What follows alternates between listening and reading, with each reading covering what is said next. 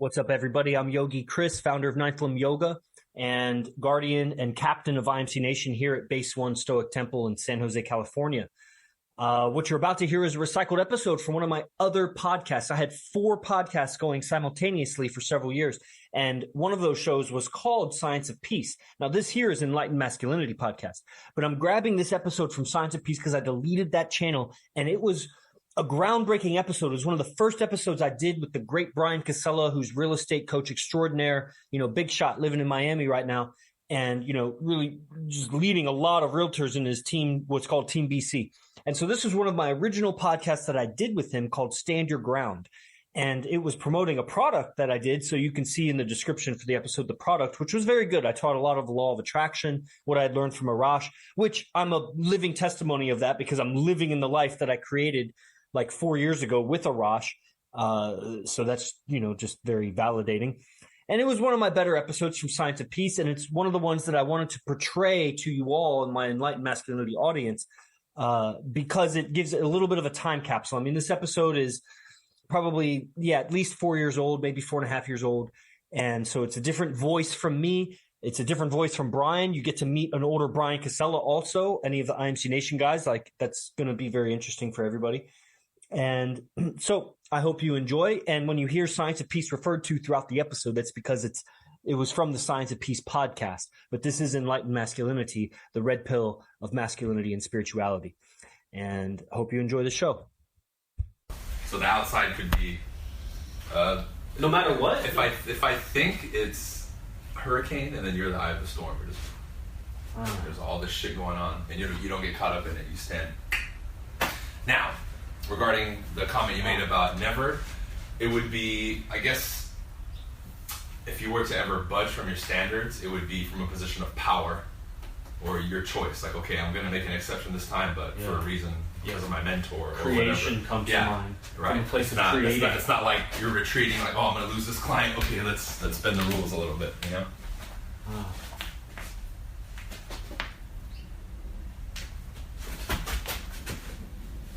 So there is that in a question for Team BC when it comes to... This is coming from Ninth Limb? Yeah, because there's this balance between making it unique for the customer, a unique experience, and not bending the rules. Uh-huh. So how do you see that contrasting? Or not even, how do you see them coming together? Of making it... It might not be a thing in your industry. Yeah. For me, yoga studios, it's like a new thing, and for each one, nobody. Yeah. Some people they want the. Yeah. Let's say you come out with a new product, it's magnificent, and you're going on tour, kind of like a book signing tour. It'd be a yoga tour of this new thing. Yeah. They'd want that, but they also want something that's fresh and new, and not like somehow they're getting a unique experience. Well, I think it does come into our industry because there's a lot of aspects of the experience that when somebody comes in to buy or sell real estate, they already have preconceived notions about how it's going to be. And I'm sure they've had relatives or friends. Somebody knows somebody who's bought or sold a house, so they already think, okay, it's going to go 1, 2, 3. So there's certain things that we'll do before, during, and after the transaction I know that are unique, especially in our customer service, for example. I know there's a lot of aspects of it that for sure are unique. Now,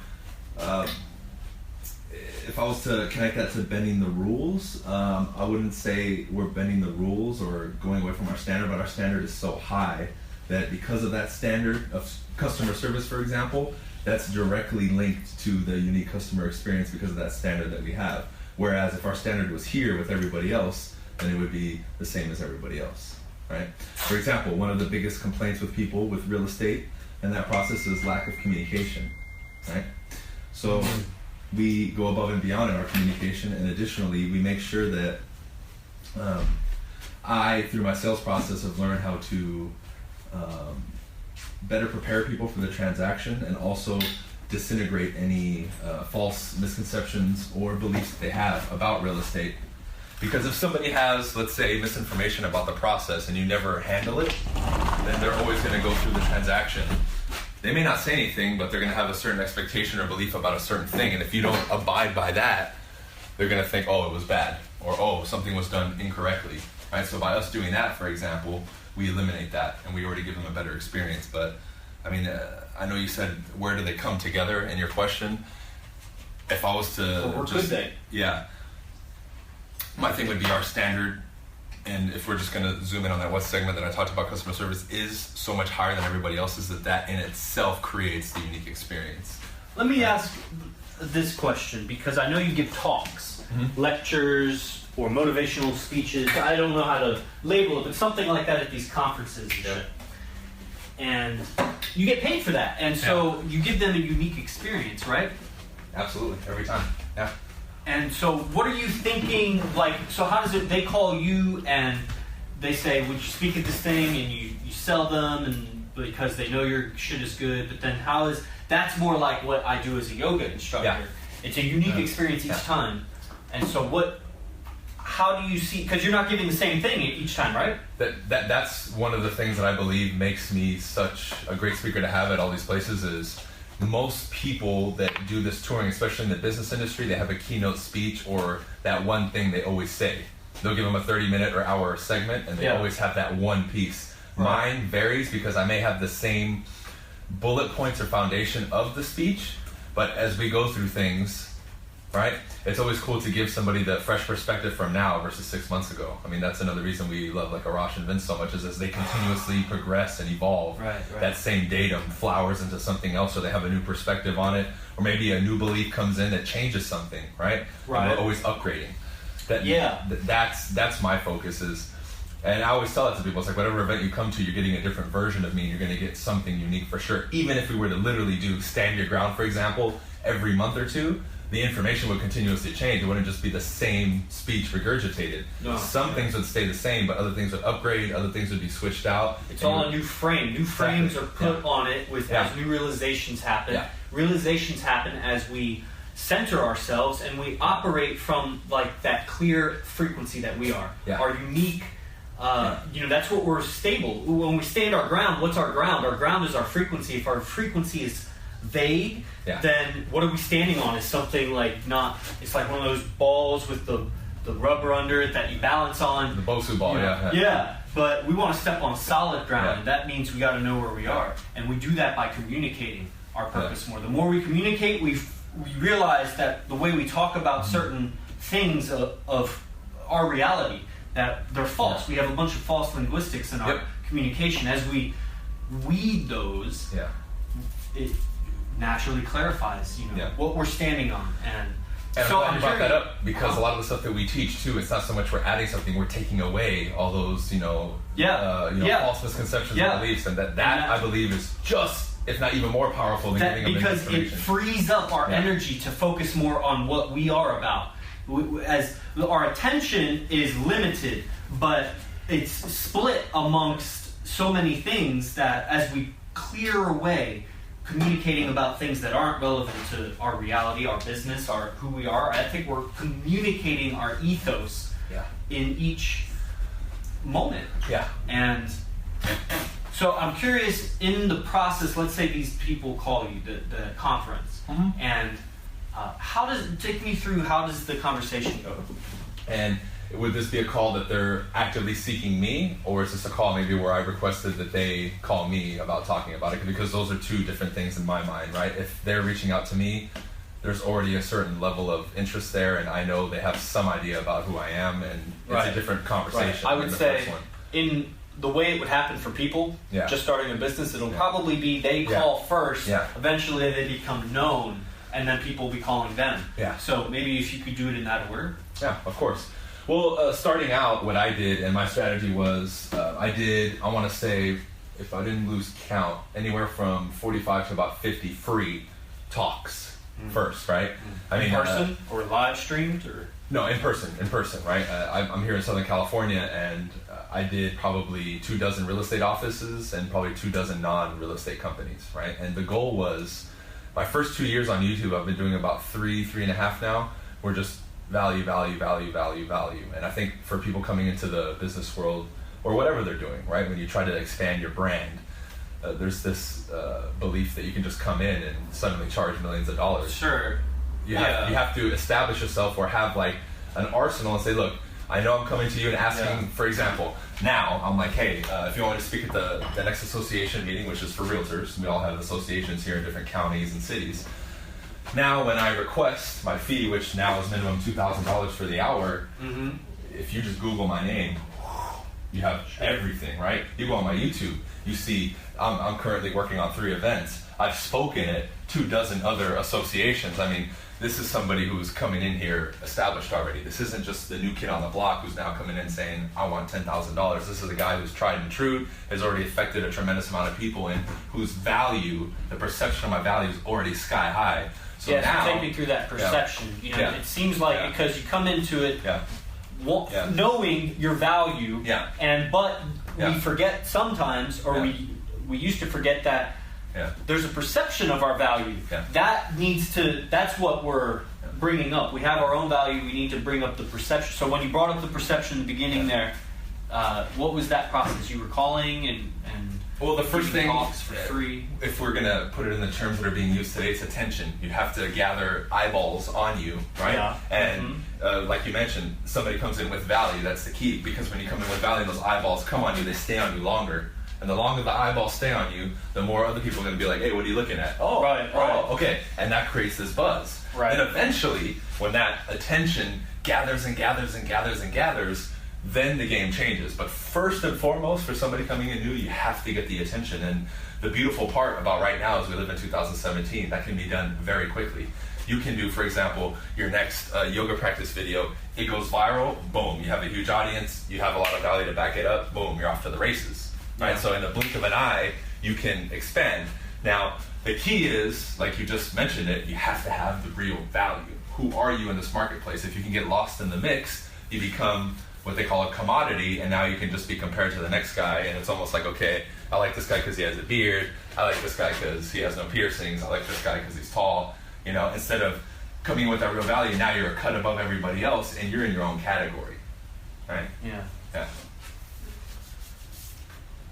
And so in the beginning, take me through what you were calling, like, right. Okay, just wanted to make sure, right? When I was calling them, if it was a free one, I would say, look, I'm an up-and-coming person. Obviously, you can look at my YouTube. I'll send it to you right now. And I even tell them while I'm on the call, by the way, what's your email? And I'm already getting it and sending it to them while they're on the phone. This is the key, ladies and gentlemen. When you have somebody's attention and you're new, you want to extract every drop of juice out of that moment. So if I have their attention the first couple of seconds... How did you manage constructing email in the conversation? What was the email content? I pretty much already had it ready. I had like a template where I would give them a link that... I wouldn't give them a link to YouTube. I would embed the video into the email so they just click and they can watch it. And so just a short statement to your YouTube channel or to a video? A video on my channel, or depending on who I was calling. If I was calling a place to speak, it would be a video of a recent speech that I did. Wow. Right? Or if I was calling a customer, it would be a recent snippet I did as an informational video for that particular customer. So I had 2 or 3 categories, right? Wow. And I would already have it ready. Now, I would tell them, look, you don't have to open it while we're on the call. I just want to make sure you receive it and you can look at it. And then I'm already talking to them. I'm like, look, I'm offering, again, I'm not asking for a fee. I'm offering to speak for free. I'm a realtor. And depending on who you are, you have to give a few credentials. Right? Yeah. I'm offering to do a 30-minute speech over lunch. And this is what I can cover. Boom, boom, boom, boom, boom, boom. I'm currently have an audience of 50,000. I've done this. I've already done 40 speeches. Or if you're new, you say, I'm just starting out, right? But I'm offering myself for free. I guarantee you, at the very least... there's always something you can say. I just came from India, or I've given 60 events across the country. I would just like to... then take it from there. Then this is where what we call would be a DHV. You have to demonstrate some value here, right? Like you, it'd be like, hey, I just toured India. I was there for 3 months, learning from the top instructor, so and so, and I have so much information. I would love to pop by because I'm going to be in the area anyway, and give you a free 30-minute snippet, right? Now they may still say no, right? So the first thing is you need to be okay with somebody saying no. Now there's a lot of stuff behind that, like your sales skills and all that, but let's leave that aside for now. You have to remember that when you're starting out, you have to cast a wide net as well. Yeah. You're getting attention, and you have to take a lot of action, right? Because the way I see it is like it's a spider growing a web, right? And that every person you talk to is like that next connection that makes the next piece in the web, and it keeps growing and growing and growing. Right. And I can tell you that if we go to certain places here, like, but it's also must be mentioned that Iggy roads constantly that network. So you got to constantly be touching it up. And if you just do one pass, it'll erode away. You do two passes, and it erodes away. You got to be making wide circles that come back around regularly. And patch up all your connections. You got to be smooth and consistent in all your communication lines, or they die away. Things change. Yeah, which is the next step. It has to be multiple contacts over and over and over. Kind of like I preached to you about having like a database of people that you've created and you've made a contact with, right? And so how does this all? I feel that we're on the precipice of something really great here. Yeah. Right here, this network that's so vital to business success. How does that relate to standing your ground? Well, because people are at the beginning of building this, so how standing your ground, because we probably all experience some crashes, so to speak, pulses. There's pulses to grow. Of course, And so it's those moments that really clarify what ground we're standing on, you know? Of course. And it's powerful realization there. So how can people get a head start on clarifying that and being ready for those pulses? Yeah. You know? Well, I would like to comment first that whenever you have an explosion or a growth in your business, there's always like a temporary dip right before, right? When I think back of all the times that I've exploded in transactions done, money coming in, breakthroughs in average monthly income, like when I went from 10,000 to 20,000 a month, there was a temporary dip to 7 or 8, and then it shot up to 17, 18. And then it stabilized a little bit, and it dropped down, then it went up. So you are naturally, in all businesses, going to see this kind of wave, right? It's not always just going to be constant. And what came to mind when you said that was, this is the key metric that's missed, because a lot of people will get their name out there or try once and stop. What we mean by circling back, doing 2, 3, 4 contacts and building this database is you're building something long term, right? It's like laying the bricks to a house. You don't just lay the foundation and then leave. You have to continuously add more and more and more and more. And what happens is when we start, we tend to fall more into the space of scarcity, like, well, my standard is $100 an hour.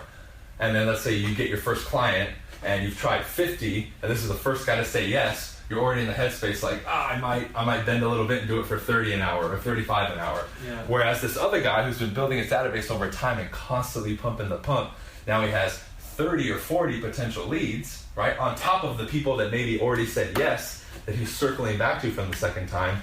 He's not so focused on that one. The way we can relate this is like, if you just have that one girl, versus if you have an abundance of 20, then you're coming from a different position, right? You're coming from abundance versus scarcity. And I think that alone will sway people, especially in that moment. Because a lot of times we enter with that thought, like, okay, I'm going to stand my ground. And then when a little bit of pressure comes, we break or we wobble a little bit. But when you have that abundance behind you, right, of that solid foundation, everything you're doing, it's much easier to just go into it versus now in the moment you're like, you're a little bit more likely to crack or even bend a little bit, because if you bend a little bit, you're going to topple over. Yeah, I tell you, that did a lot for me. What came to mind is really clarifying where you're going with it. Yep. You got to put your mind on the future, see where it's going, and build backwards, it seems, almost. Yeah. And there's a powerful exercise that I learned from Arash one-on-one. Yeah. It was so valuable for me. I apply it all the time. It's a very light kind of it's a law of attraction meditation. He's never taught this kind of law of attraction in any of his. I have all of his products. I've listened to every Diamond Mind video. Yeah. He even went over the law of attraction in Diamond Mind in a super powerful new way to me. And it's like it's the other side of the coin of what he taught me in my one-on-one. Maybe he taught someone else in a one-on-one and it hasn't been shared. I haven't seen it. And I think it would be useful for everyone. It's 10 or 15 minutes at like the beginning of Stand Your Ground to open with something like this. Yeah. Get them thinking in the future and clarifying that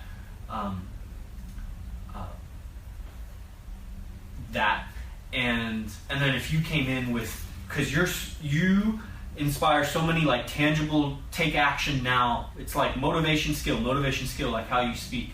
Yeah. And then I would come in with my concluding techniques of like what actually happens when you go through this experience, and then how can we ground in ourselves in this image and form that we've created, and in all the actions that we're doing, because we're almost like performers. Yeah. We're performing a thing, but so how do we make that not about the thing? We make it about us doing the thing to facilitate this process that is getting me to where I want to go. And is that important enough to us? Yeah. If it is, then we do it, and we do it in a way that we know the other person knows that we're performing also. Yeah. And it becomes a thing that's a benefit for both of us. It's like seducing a woman. We were talking about earlier. It's not about what I'm doing to the woman. It's that it's to benefit her. And if it's not, then she won't participate in it. It's always a voluntary thing. It's a frame that we put on it. Yeah. And a sale is a frame that we put on it that's like, I only want to do this if you think it's good for you. And if you do, I'm going to facilitate you understanding that or not, because I don't want to waste my own time either. If it's a benefit to you, I really want to be there for you. If it's not, then I really want to be your friend anyway, because you seem like a cool person. Yeah. And there's the reasons would be there for that. And if not, then I'm glad that we at least met. Pleasure meeting you. Yeah. And so my techniques seem to be more about the physicality, and the experience, how I'm experiencing the sale, how I'm experiencing the social interaction. Yeah. And you just motivate me to that it puts the dots together, for me. Right. And, or how do you see it? Well, I agree, man, and I believe that evolved from just the majority of my audience, because they are mostly business people or up and coming entrepreneurs. That's exactly what they need, right? On top of whatever else the angle that you're coming from, or whatever else we teach regarding inner game or the experience and that kind of stuff, they have to have that connect the dot type formula, right? For them to really be able to go out and apply it.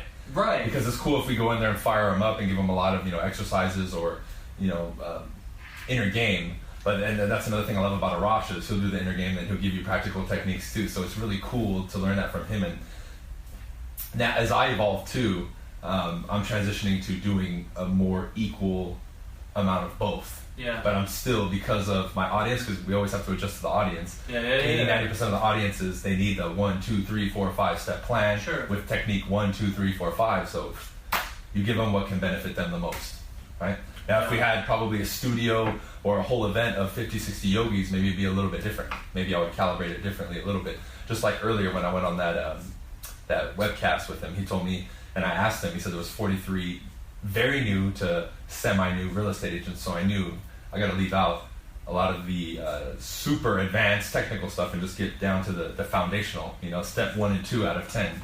That's what I need them to focus on. Then he messaged me after, he's like, dude, bravo, perfect, just what I needed to hear. So, and I think we have that ability too that a lot of speakers don't, is we know our audience and we know how to cater to deliver the right information for them in that moment so they can use it and apply it immediately. And even just listening changes them, Yeah. Well. Yeah. So October 29th, noon to 3 p.m. California time? Yeah. We'll each do a segment. We'll do a Q&A.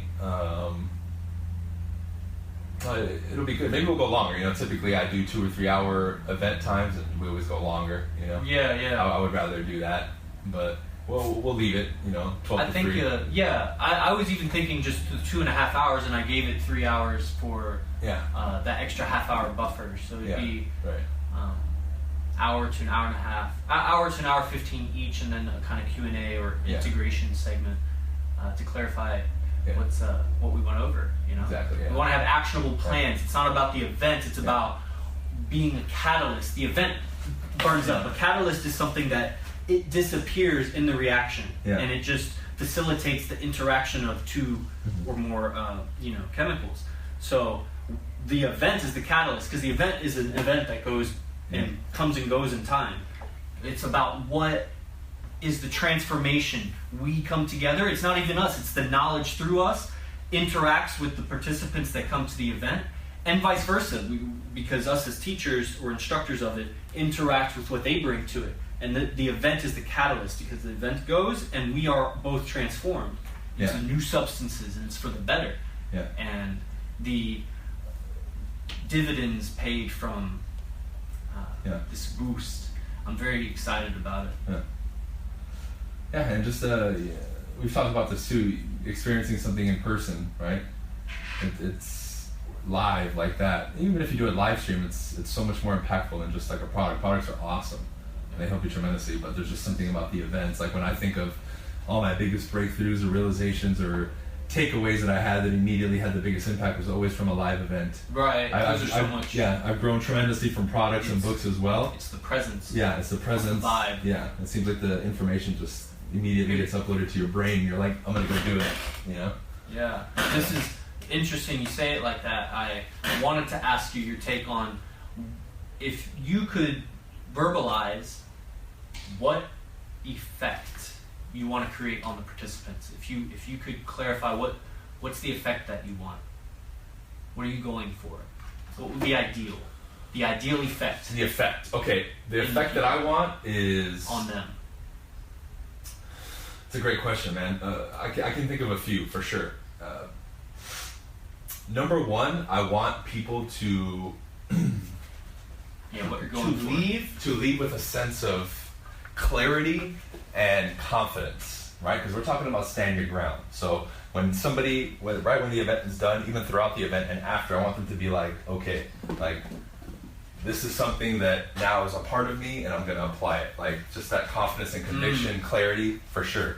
And secondly, I want them definitely to have, to feel, I don't want to say inspired or motivated, but just like, I almost want to say like delighted, right? Because it's like, yes, this is something that's going to help me. I know how to apply it, and this is going to be enjoyable to do. Yeah, not just like it's interesting. I just looked up this word, delight, the other day. I was in a conversation with my girlfriend, and it was like the movement towards something pleasurable. It was like an alluring movement towards something pleasurable. Yeah. So it's like, it's happening, yes, right? Like I have it, I can use it, and then, this is going to be great doing it because I know what's going to happen now and in the future. So they approach it with a sense of joy, and we know that when we do something and we're happy and joyful about it and having a good time, how much more effective and confident and calm you are in the process of doing it versus when you're not. Yeah, I see that. That's phenomenal. How about you? I don't know if I could say it any better than what you just said. I would just almost just say it in what you said in my own words. It's like, not only must you take pleasure in... the cat is on my computer. My cat. Maybe the Sphinx cat will make an appearance. Yeah. Not only everybody takes pleasure in their, these dreams, these goals and dreams, and you feel them, and you feel them deep inside, and they just feel so good. But get this, because you can't just take pleasure in the goals and dreams. You got to take pleasure in what it takes to get there.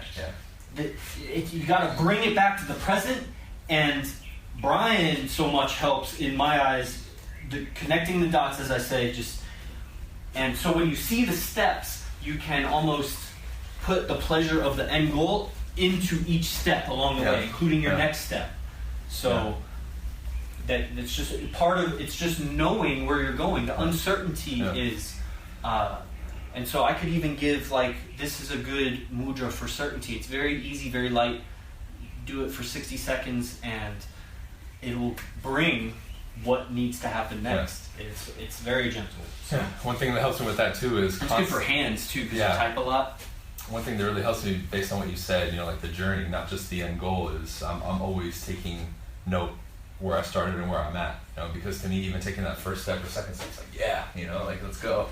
So it's like you're celebrating along the way, right? That definitely helps me with that tremendously. Instead of just being caught up on, I'll experience the joy and everything when I get there, right? I think a lot of people do get stuck in that. I'm glad you brought that up, and we can actually talk about that because that's self-praise or self-admiration, even just self-acknowledgement. Because we're taught and programmed so much to be hypercritical, but there's two sides of the coin, right? Like we heard from Arash, you also have to be your biggest fan. You got to build your own mountain, man, to stand your own ground. So and build your own ground to stand on. Yeah, and then we get attacked with, you're a narcissist. You believe in yourself so much, you're too confident. And we can cover that in the event because when you can break past that illusion, then because I even openly say it in conversation, I'm my biggest fucking fan, and I love saying it. And then when it comes from that place, people like, they're not challenging you, they're admiring you and saying, oh, how do you do that, right? Because you get to the point where when you start, and this is really applicable to stand your ground too, you stand your ground. Like you can think of the IMC crew and whatever it is, let's say it's relationships. And at first, for the average person just coming up now, it's like, oh, why are you doing that? You're crazy. Versus now, where we're at and where Arash is, it's like, how do I do it? Right. So we can talk about that journey too. That's the cool thing is when you do it, eventually establish it, now you're there. It's like the fortress is complete. Now people are looking at it like, dude, how do we do this? And now it's even more powerful for your brand and everything you're doing. Because now it attracts even more people. Because it's like, oh, look at this guy. You know, everyone else is like bending over backwards if this guy's staying strong. What's going on? Right. Or this brand, you know, which is really cool. Yeah, if you're doing an event with Pablo on brand, is that going to be part of the branding event? Yeah, and we can even touch on it on ours because that's very important, right? Because you have to be able to do the inception period of standing your ground to eventually achieve that level. And we're definitely going to cover that, and I can talk briefly about the other end of it too, because I'm experiencing that a lot, especially in my real estate business, where I'm being approached, not challenged anymore about what I'm doing and the standards I've set, but how am I doing it now? They want the blueprint. They're like, give me the blueprint. Right. So the same people that were hypercritical before are now like, teach me. That's when you transition to being the coach, the life coach. Yeah. And our event is really about, clarifying what your brand is. And then your event with Pablo is like, it seems like the portrayal of that, the power of the image, and the perception of your brand. We're at making your brand. And you have ignition that's before, that's really there's a lot of prana, a lot of energy, a lot of life force that you got to free up. And it seems like ignition is really, it's like the pranayama of sales. It's the building that, right? And when you said that too, if I compare now ours to becoming your brand, I think stand your ground is going to be more like the self and us. I, the brand, right? From internally and then here, and then becoming a brand is going to be like, okay, now this package, it's going to be more focused on the outside. Like, how do we get them to perceive us a certain way or whatever it is, right? So it's going to be more focused on the outside, right? How you dress, how you walk, and ours is going to be, okay, before we even take that step, or we do the first thing, how can this be just rock solid, right? Which ultimately is more important, because then you'll take those steps and you'll get, slapped around a little bit and you'll fall if you're not solid. Right. So, and we always say it always starts with you. You gotta really make your vessel very efficient before you start interacting with other vessels. You gotta make it strong. And it's powerful, man. Yeah, sure. It would be like, all of a sudden putting a ship out there and captaining a ship that's not complete. It's just bound to sink. Just start doing, sea trade before even checking if your vessel is like leak proof or whatever, If your crew is competent, you know what I'm saying? Gotta go through the checklist. We're gonna get you ready to go. Ignition's gonna fire you up, get you what you need to sustain, right? Yeah, absolutely. And get rid of a lot of blocks, keep you fired up. Man, where can you tap into that inner and light your own flame? Exactly. Instead of needing an external lighter you can get your own. Because then you're going to stand your ground and build your own ground to stand upon. And you're the architect of your foundation. No one else. You don't rely on your foundation being anyone else. And that takes effort. We're not sugarcoating it, but we're showing you how. And that takes, so you have less effort. You don't have to figure it out. Here you go. And then you got your brand event. How do you portray what you just created? And there we go, portray in the best way possible. There we go. I love that word. All right, man. That's powerful.